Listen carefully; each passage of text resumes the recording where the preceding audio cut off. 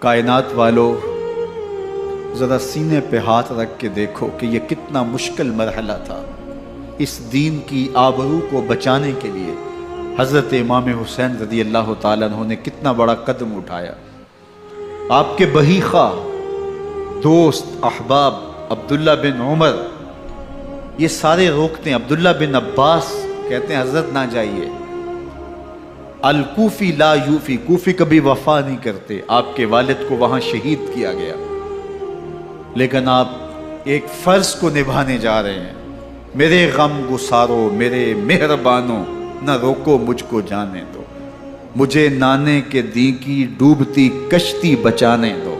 میں جاتا ہوں کہ دنیا پر وفا کا نام رہ جائے، میں رہوں نہ رہوں پر عظمت اسلام رہ جائے۔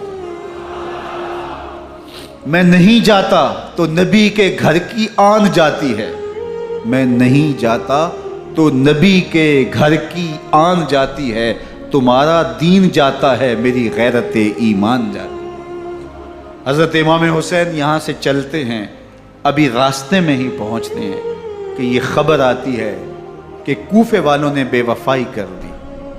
حضرت مسلم بن عقیل رضی اللہ تعالیٰ عنہ کو شہید کر دیا گیا، نعمان بن بشیر معزول کر دیے گئے، ابن مرجانہ ابن زیاد وہاں متعین کر دیا گیا جو سخت گیر شخص تھا، اور اس نے لوگوں کو ڈرایا، دھمکایا، اور کوفے کے لوگوں کے دل بدل گئے اور وہ بیتیں توڑنے لگے۔ وہ منظر مسجد کوفہ کا کتنا دلگداز تھا۔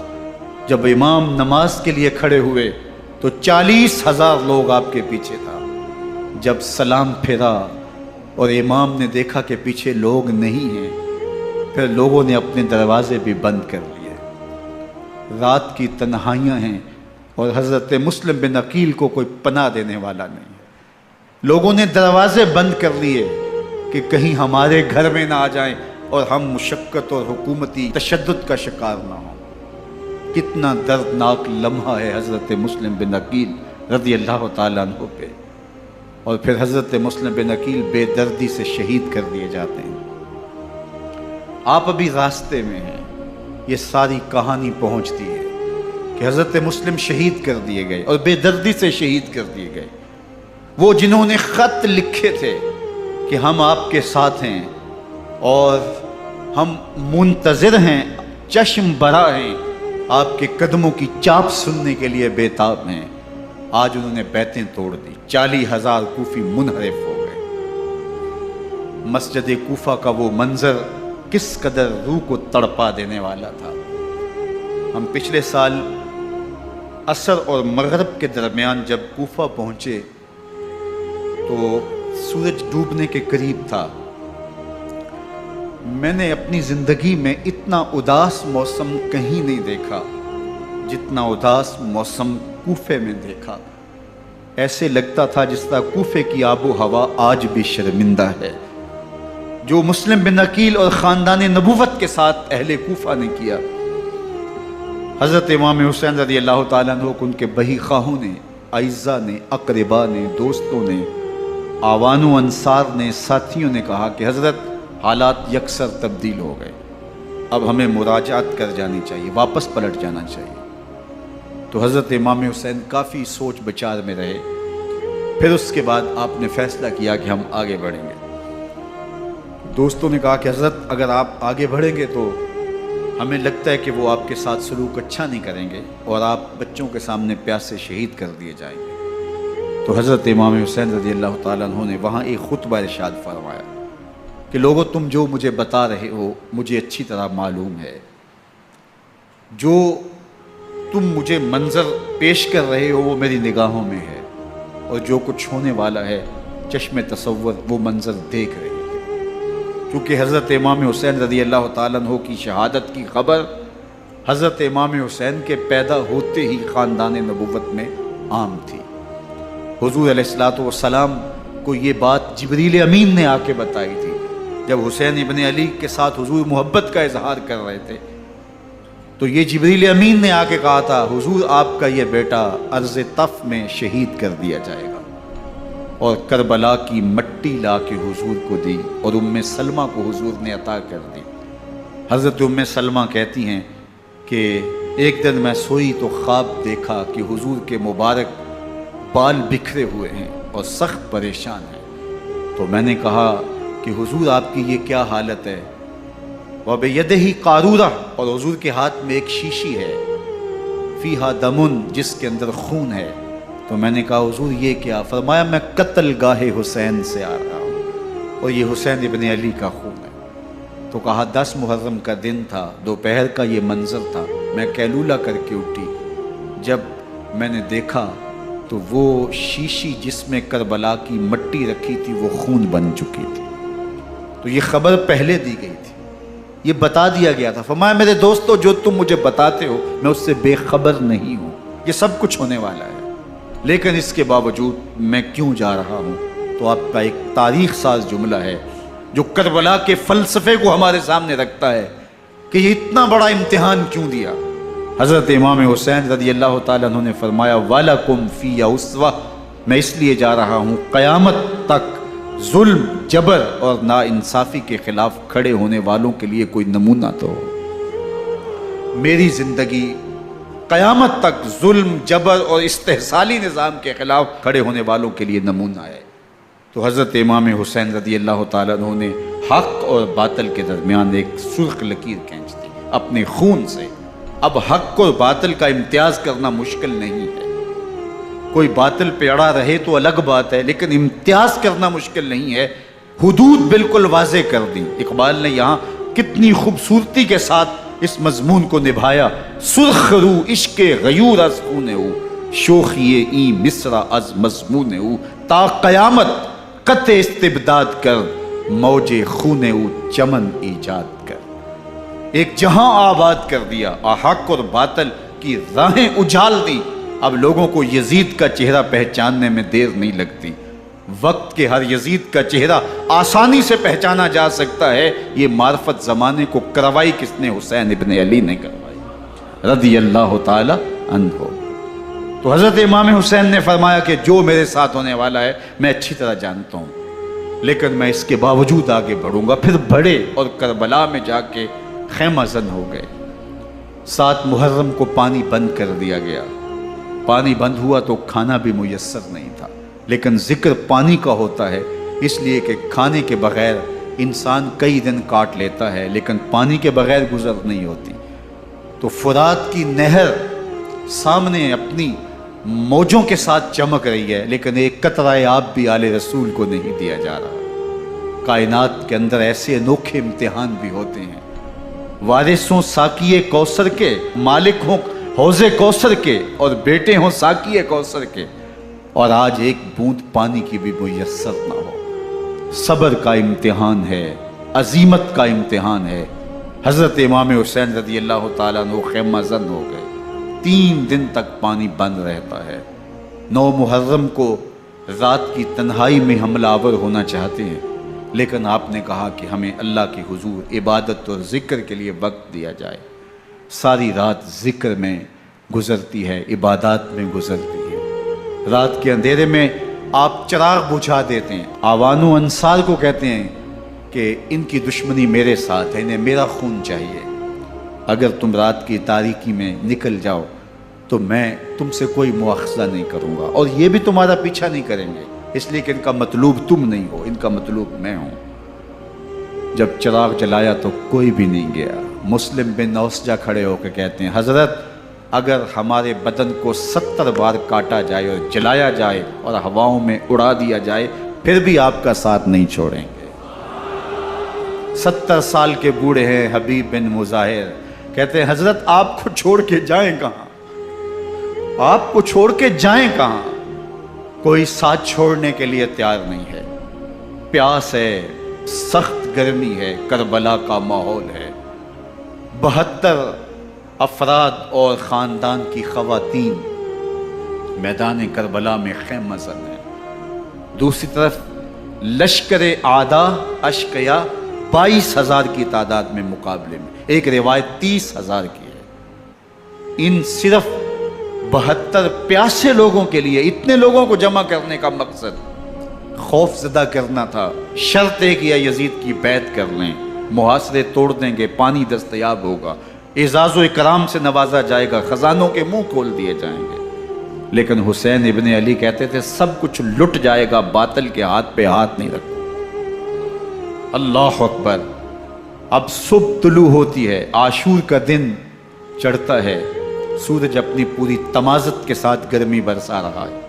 آج خاندان نبوت کا امتحان زمانے نے دیکھنا ہے۔ رسول اللہ کا لعاب چوسنے والا اس کے صبر کا آج امتحان ہے، حضور کے کندھوں پہ کھیلنے والے حسین کا آج امتحان ہے۔ اللہ اکبر۔ حسین ابن علی تمام حجت کرتے ہیں، میں نے تمہارا کچھ نہیں بگاڑا، میں نے کسی کا خون نہیں کیا، میں نے کوئی زیادتی نہیں کی، تم کیوں میرے قتل کے در پہ ہو؟ تم جانتے نہیں میں کون ہوں؟ میں تمہارے نبی کا نواسا ہوں، رسول اللہ صلی اللہ علیہ وآلہ وسلم کے کندھوں پہ کھیلتا رہا ہوں، حضور کا لعاب چوستا رہا ہوں، اور میں بوسہ گاہے رسول صلی اللہ علیہ وآلہ وسلم ہوں۔ لیکن ان اشقیاء کے دل پر کوئی چیز اثر انداز نہیں ہوتی۔ ایک ہور ہے، اللہ اس کے دل میں نرمی ڈالتا ہے۔ پہلے تو امام حسین کو گھیر کے لے کر کے آتا ہے، لیکن بعد میں وہ قافلہ یزید سے قافلہ حسین کی طرف آ جاتا ہے۔ امام حسین فرماتے ہیں تو دنیا میں بھی ہور ہے، آخرت میں بھی ہور ہے، آزادی مل جاتی ہے۔ باقی 22,000 کا لشکر جرار امام حسین کے قتل کے در پائے۔ پھر تاریخ نے خاندان نبوت کا وہ انوکھا امتحان دیکھا۔ حضرت امام حسین کے بچے، بالخصوص خواتین، پیاس کی شدت میں حلق خشک ہیں۔ حضرت سکینہ تڑپ کے اپنے باپ سے کہتی ہیں کہ مجھے 6 ماہ کے علی اصغر کی پیاس نہیں دیکھی جا رہی۔ بچے کو ہاتھوں پہ اٹھاتے ہیں اور نہر فرات کے کنارے پہنچ کے فرماتے ہیں اشقیاء سے مخاطب ہو کے، تمہارا معاملہ میرے ساتھ ہے، اس 6 ماہ کے بچے نے تمہارا کچھ نہیں بگاڑا، اور چلو بھر کے اس کا حلق سیراب کرنا چاہتے ہیں۔ ایک دو شاخہ تیر آتا ہے جو حضرت علی اصغر کے گلے کو چیر دیتا ہے۔ راوی لکھتے ہیں کہ وہ عام تیر نہیں تھا، جانوروں کو شکار کرنے کے لیے جو بڑے تیر ہوتے ہیں وہ 2 شاخہ تیر تھا۔ وہ گردن کو کاٹ دیتا ہے، خون بہنے لگتا ہے، گردن لٹک جاتی ہے۔ حضرت امام حسین وہ بہتا ہوا خون اپنے چلو میں لیتے اور آسمان کی طرف اچھال کے کہتے ہیں مالک حسین کی یہ قربانی بھی قبول۔ یہ تماشا لبے بام نہیں ہے، بچہ بیمار ہو ڈاکٹر جواب دے دیں، ماں باپ کے ہاتھ پھول جاتے ہیں، زندگی کی سانسیں ابھی چل رہی ہوتی ہیں، لیکن ڈاکٹر کہے کہ یہ میرے بس کا روگ نہیں ہے، کہیں اور لے جاؤ، تو زندگی کا لف و نشر غیر مرتب ہو جاتا ہے۔ میں سلام پیش نہ کروں حسین ابن علی کو، 6 ماہ کا علی اصغر ہاتھوں میں دم توڑتا ہے، گردن لٹک جاتی ہے، خون بہہ رہا ہے، اب خیموں کی طرف بڑھ رہے ہیں، لیکن زبان پہ شکایت نہیں ہے، کہتے ہیں مالک حسین کی یہ قربانی قبول کر لے۔ اب خیموں کی طرف آنا، شہر بانو، ام رباب، سیدہ زینب، حضرت سکینہ سلام اللہ علیہا کا سامنا کوئی آسان کام نہیں تھا، لیکن حسین ابن علی آتے ہیں، شہزادے کو یہاں خیموں کے قریب رکھ کے کہتے ہیں کہ یہ حوض کوثر سے سیراب ہو گیا ہے۔ اللہ اکبر۔ کوہرام مچ جاتا ہے خیموں کے اندر، کیا منظر ہوگا، اور ان کو کن الفاظ کے پیرائے میں ڈھال کر کے ان کیفیات کو بیان کیا جا سکتا ہے جو اہل بیت کے خیموں کے اندر علی اصغر کی شہادت کے بعد کا منظر رقم ہو رہا ہوگا۔ اللہ اکبر۔ ادھر اشقیاء آوازیں دے رہے ہیں، مبارزت کے لیے پکار رہے ہیں۔ زمانے نے پھر وہ منظر بھی دیکھا کہ جوان بیٹے کو 18 سال کی کمائی حضرت امام حسین میدان عمل میں بھیج رہے ہیں۔ وہ علی اکبر جو حسین کا نور نظر ہے، آنکھوں کا قرار ہے، دل کی تسکین ہے، اور پھر حضرت علی اکبر جب گھوڑے کی زین سے فرش زمین پہ گرتے ہیں تو باپ کو آواز دیتے ہیں، اور حضرت امام حسین جو ہے وہ آگے جا کے بیٹے کی لاش اٹھاتے ہیں۔ اللہ اکبر۔ 18 سال کے بیٹے کی لاش کو کندھوں پہ اٹھا کے خیموں تک لاتے ہیں اور ہاتھ پھیلا کے کہتے ہیں مالک حسین کی یہ قربانی بھی قبول۔ کبھی قاسم بن حسن کی لاش اٹھا کے لاتے ہیں، کبھی اون و محمد کی لاشیں اٹھا کے لاتے ہیں، بتیجوں کی، بھانجوں کی، بھائی عباس کے کٹے ہوئے بازو اور زخموں سے چھدا ہوا لاشا، کیا کیا قیامتیں تھیں جو اس کربلا کے ایک میدان کے اندر نہیں توڑی گئیں۔ حضرت امام حسین پر دکھ پہ دکھ، تکلیفوں پہ تکلیفیں، اب 71 لاشیں اٹھا کے خیموں تک پہنچا چکے، اور ادھر مبارزت کی دعوت دی جا رہی، آؤ میدان عمل میں آؤ، اب دیر کیوں کر رہے ہو۔ رسول اللہ کا حرم، رسول اللہ کی شہزادیاں جو نازوں میں پلی تھی، وہ کلیاں جو شبنم کا بوجھ بھی گوارا نہیں کر سکتی تھی، آج مصیبتوں کے پہاڑ ٹوٹ گئے۔ حضرت امام حسین کبھی شہربانوں کو، کبھی ام رباب کو دلاسا دیتے ہیں، کبھی حضرت زینب کو کہتے ہیں۔ حضرت زینب کربلا کے اس میدان کے اندر بڑے حوصلے کے ساتھ اپنے بھائی کے ساتھ کھڑی رہی، اپنے 2 بیٹے راہ خدا میں پیش کیے، ان کی لاشیں وصول کی، لیکن زینب جس جرأت کے ساتھ، جس پامردی کے ساتھ اس سارے منظر کو حوصلے کے ساتھ سہتی رہی، وہ یقیناً حوصلہ سیدہ زینب سلام اللہ علیہا کا ہی ہے۔ لیکن یہ وہ منظر تھا کہ زینب کا دل بھی ڈول گیا جب حسین ابن علی گھوڑے پہ بیٹھنے لگے، اور ان کو گھوڑے میں بٹھانے والا کوئی نہیں تھا، اور جو بھی سوار جاتا پھر واپس اس کی لاش ہی آتی اور حسین ابن علی لے کے آتے۔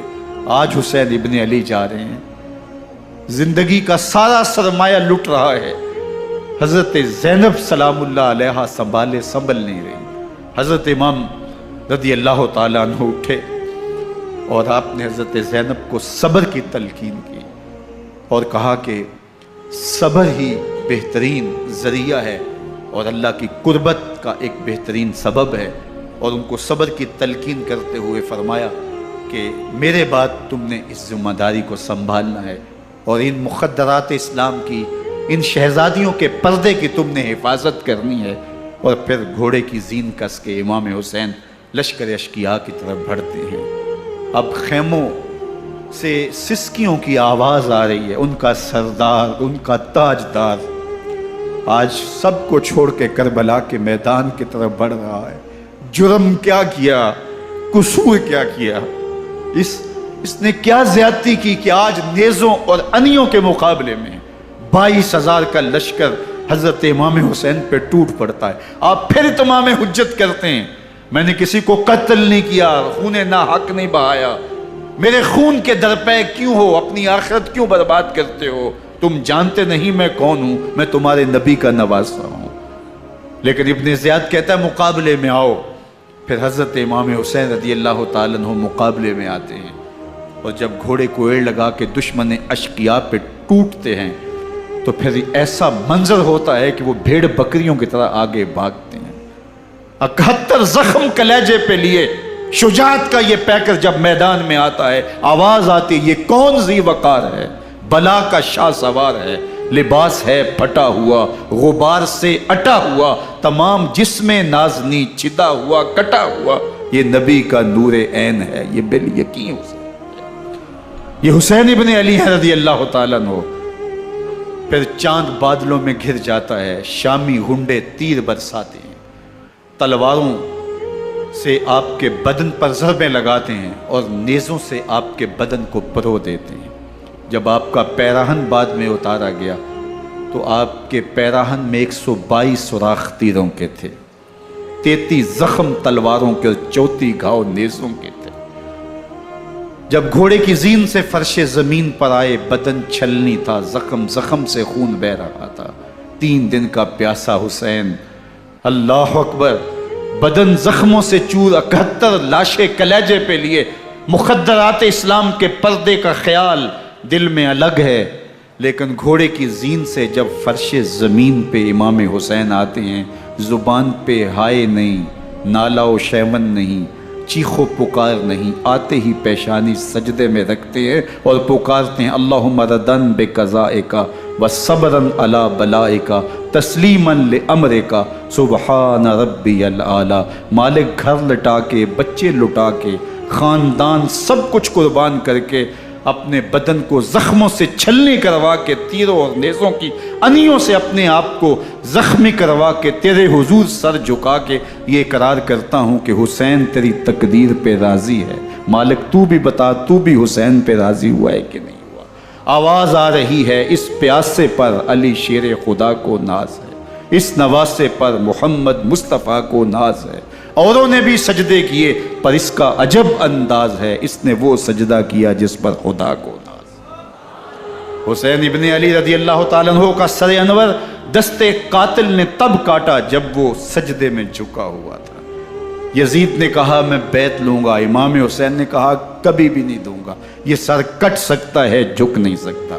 سر کاٹ کے نیزے کی نوک پہ چڑھا دیا گیا اور یہ اس بات کا اعلان تھا کہ ہم جیت گئے اور حسینی ہار گئے، اور لشکر یزید میں غوغا مچ گیا، نقارے بجنے لگے کہ ہم جیت گئے، دیکھو امام حسین شہید کر دیے گئے، اور سر کاٹ کے نیزے کی نوک پہ چڑھایا گیا۔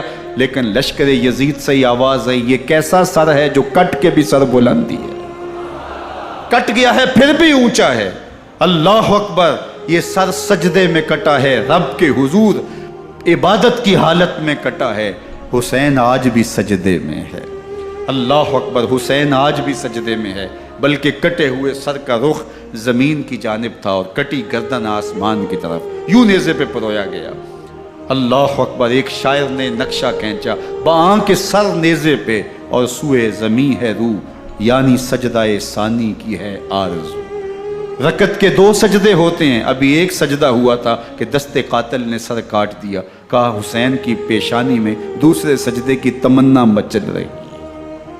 یہ تھا حسین ابن علی کا سجدہ، ساری زندگی رب کے حضور سجدہ قضا نہیں ہونے دیا۔ آج پانی نہیں ہے، اللہ اکبر، آج تیمم کر لیتے ہیں، آج اپنے خون کو اوڑ کر کے حسین نے اپنی پیشانی اپنے مالک کے حضور جھکا کر کے عظیمت کی وہ انوکھی داستان رقم کر دی کہ صدیاں گزرنے کے باوجود بھی ان کی یادوں کے چراغ روشن ہیں۔